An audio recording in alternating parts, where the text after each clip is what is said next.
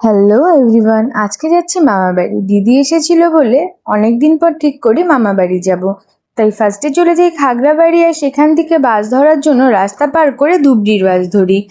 ধুবড়ির বাস ধরে আমরা তুফানগঞ্জ যাব। আর সেদিনের ওয়েদারটা ছিল বেশ ঠান্ডা ঠান্ডা।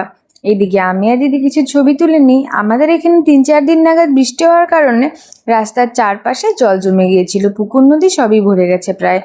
আর দেখতে দেখতে চলে আসি আমরা তুফানগঞ্জ। সেখান থেকে টোটো করে পৌঁছে যাই মামা বাড়ি। পৌঁছেই দেখি আমাদেরকে ওয়েলকাম করার জন্য সবাই দাঁড়িয়েই ছিল। আর এই আমার চুপারস্তম বুনু, আমরা যাব বলে ও তো খুবই খুশি ছিল, আর আমরা সেদিন খুব মজাও করেছিলাম। ও আমার জন্য একটা গিফট রেডি করেছে, আর সেই গিফটটা ছিল এটা। আমার তো বেশ দারুণ লেগেছে। ছোট্ট সাবস্ক্রাইবার হিসাবে আমাকে এটা দিয়েছে। আর আমি খাওয়া দাওয়া করে বেরিয়ে পড়ি বোনের সাথে জল দেখার জন্য। যখন মামা বাড়ি আসতাম তখন এই জলে প্রচুর মাছ থাকতো, আর আমরা হাত দিয়েই মাছ ধরতে পারতাম। এখন সেরকম মাছ ওঠে না, আর কেউ মাছ ধরেও না। এইসব করতে করতেই প্রায় সন্ধ্যা হয়ে যায়, তাই আমরা বেরিয়ে পড়ি আবার বাড়ি যাওয়ার জন্য।